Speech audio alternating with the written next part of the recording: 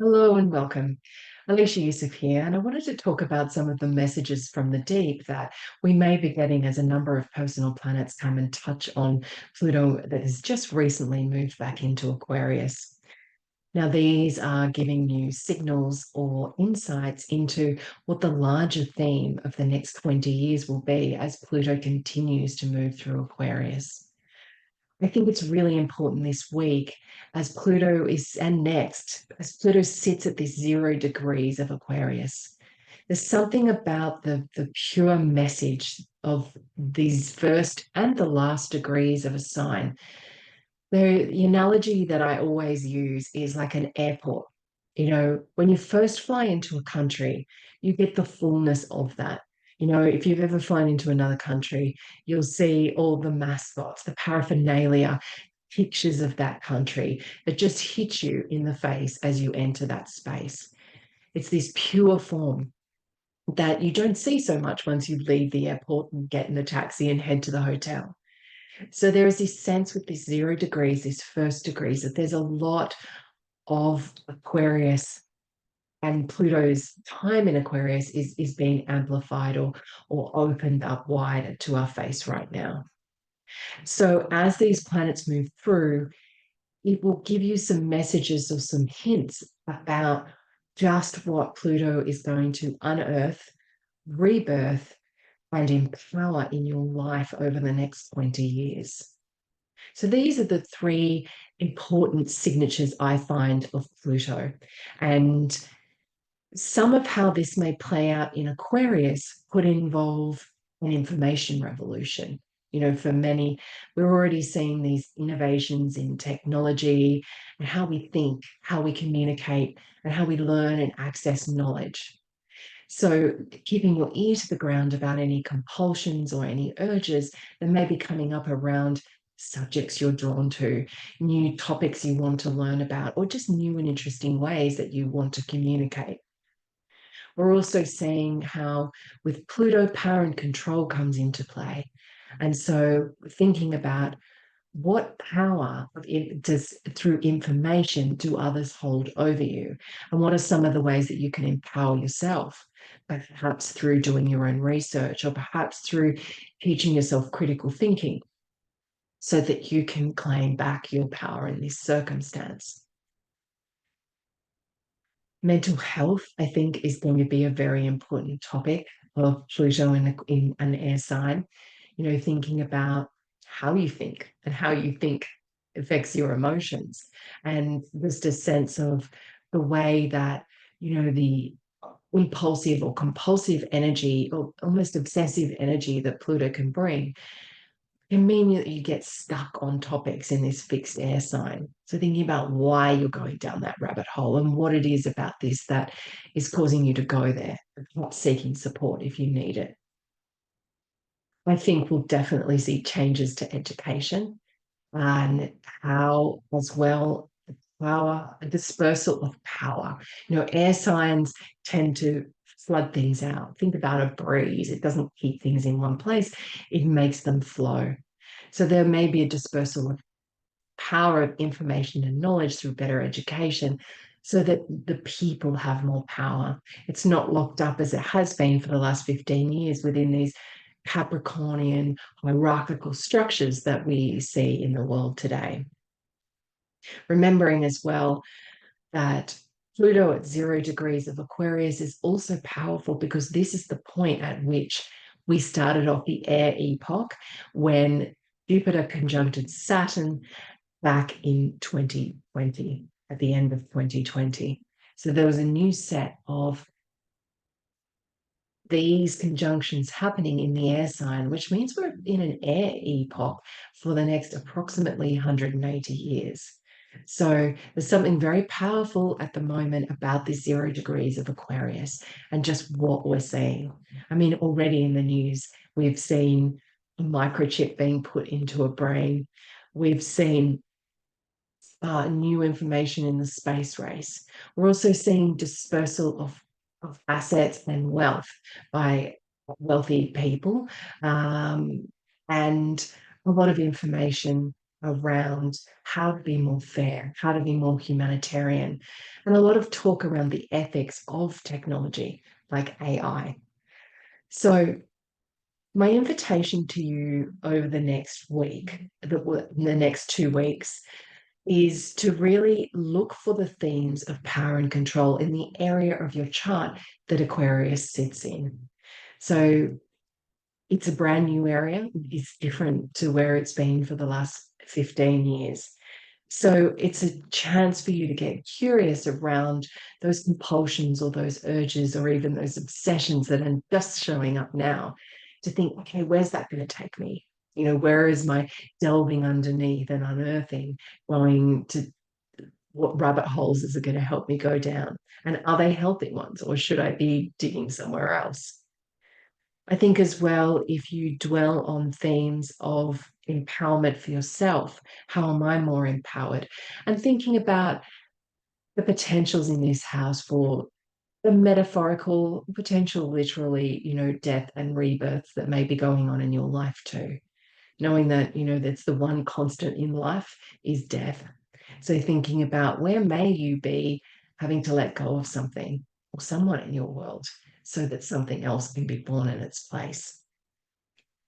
So on when the moon joins Pluto on Thursday, it will give you a sense of some of the emotional intensity of Pluto and what it might mean for this area of your chart, the ways that you can find security and safety in a deep Plutonian way. Then on the 14th of February, you may find Mars conjuncts Pluto. It's like putting a rocket on a bulldozer or a digger. How can I dig further and deeper? It may even put assertions for power into play, or a sense of I need to take something by force, or someone trying to take you by force, or something that you own. So there is a sense here of being able to either step out of the boxing ring if it's not your fight, or if it's something that you need to protect, standing up with your values, with your ethics, and what you believe in. That will be really helpful in this sign of Aquarius. You may find deep anger surfacing under this transit, imbalance of power. This is a sign that's very much about humanity, and equality in that way. So if you're seeing injustices in the world around this may be a chance for you to activate towards it or put your power behind something to help it, to help a future that you may wish to see. And I would say really take care of the fuels you connect to be empowered at the moment. Aquarius really asks us to fly on the eagle's back. And so there's this sense, I think, of if we allow ourselves to be fueled by the lower, then that is where we will dwell. So staying with the higher as much as possible and staying above the line in terms of your ethics and your values and your moral principles. Then on the 17th, we also have Venus conjuncting Pluto as well. And this may be where power struggles around relationships happen. So really thinking about what are the possibilities here? How do you come together as a team in those relationships you need to, so it doesn't become a battleground? And how may it be that if you are finding a battleground with somebody on a regular basis, thinking, is this actually the right partnership to have? You may even find things you didn't expect surfacing under this. A little bit of a digging, a scratching of the surface shows the tarnish that's happening underneath. And it may be a sense of, okay, these are the relationships that need to die so new things can be born again as well. I also wanted to talk today about the new moon in Aquarius, which is happening on Saturday. So this isn't related to Pluto, other than the fact that it's happening in the same sign for the first time. We didn't have a new moon with Pluto in the same sign last year. So this is the first of 20 new moons over the next 20 years that is going to be happening in the same sign as Pluto. And so there's something about sprinkling the seeds that you would hope that Pluto will help you empower over the coming years. So it's happening at 20 degrees of Aquarius. It's at 8:59 a.m. here in Queensland on Saturday morning. So that will be Friday evening or afternoon for the rest of the world. Of course, it's the Chinese lunar year, the beginning of that. So, wishing many happy New Year blessings to those who follow this Chinese New Year. And I think, what you want to do is think, how can I stand in a neutral space and think about the future that I really want to picture for the whole of humanity? Not just me, not just my family and my community or my tribe, but the whole human race. Because at the end of the day, we're all connected. We're all living on this one beautiful planet together, spinning through space. So if we're not doing things for the whole of the human race, Pluto in Aquarius is really going to quickly cut us off at the knees. So I think the opportunity here is to see this higher picture worldview, set intentions around the type of future you want and how you can create that. I'm thinking as well, in this humanitarian side, what communities do you belong to, or what collectives are you a part of? I often find people have this dream about the type of community they want to be a part of, and they're out there seeking it, feeling like it's something they have to create. Where in many ways, it's actually what you're already a part of, and how you can work with the community you're in to empower it to be a better place for everyone there, starting with where you already are.